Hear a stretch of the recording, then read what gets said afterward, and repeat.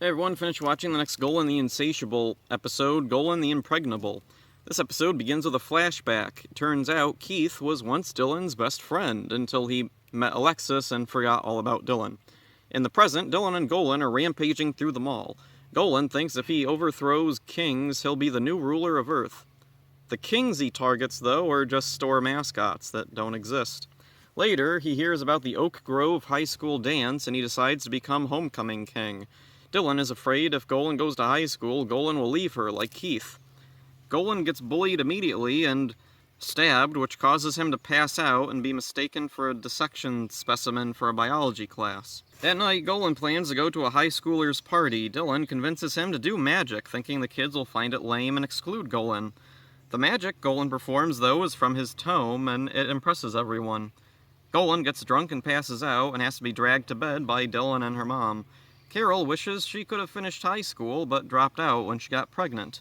This gives Dylan an idea. She flips through Golan's tome and finds a spell to make Golan pregnant.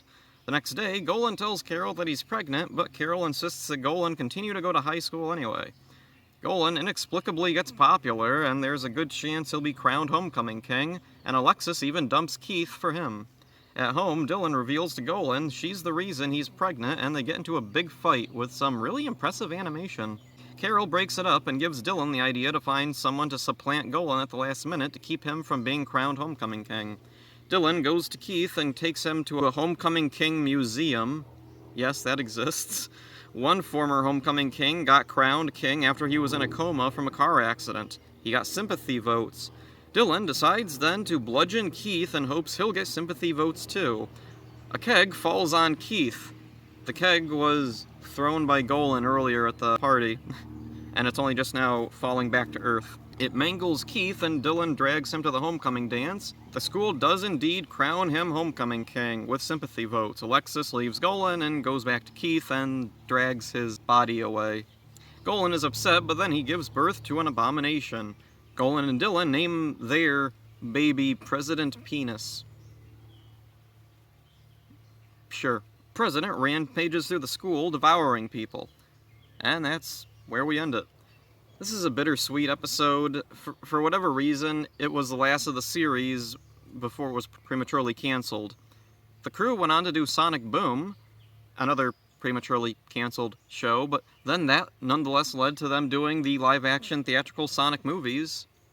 So, it's not like they're in a bad spot or anything. The flashback at the beginning of the episode is funny and kind of sort of explains some things, but it also feels like it only really fits this episode. Dylan and Keith have never had this kind of a relationship in any previous episode. It's never even been implied. In past episodes, it's felt like Dylan doesn't really know Keith at all, and that he's only around because of Alexis. Golan misunderstanding terms and Dylan going along with him because she doesn't know any better is a funny premise, and I think this could have easily lasted a few more seasons at least. Golan being pregnant is quite an odd situation, but it works surprisingly well. Male characters getting pregnant is a semi-common trope in cartoons, and I think they do some original things with the idea. Golan and Dylan's child, President Penis, I really don't know where that name came from, resembles Belial from Basket Case. Interestingly, in the same episode, Carol reveals she has a conjoined twin. A conjoined twin is what Belial was in Basket Case, and I wonder if the crew had just watched that movie or something. If the show had continued, I wonder if Golan and Dylan's child would have returned. Would it be a regular?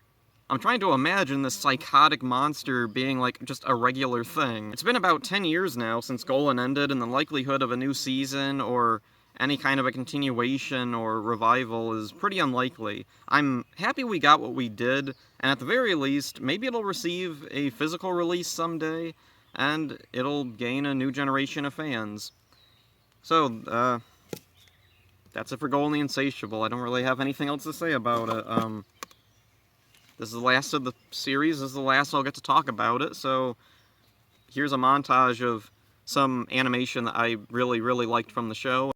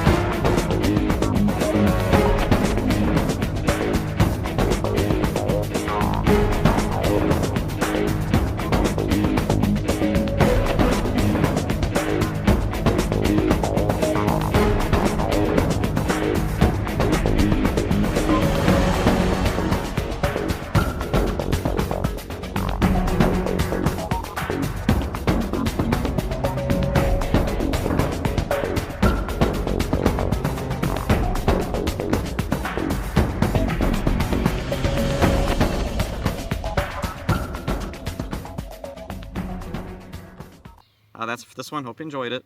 See ya. How long have you been standing there? Long enough to know you don't wash your hands after anything. Yuck.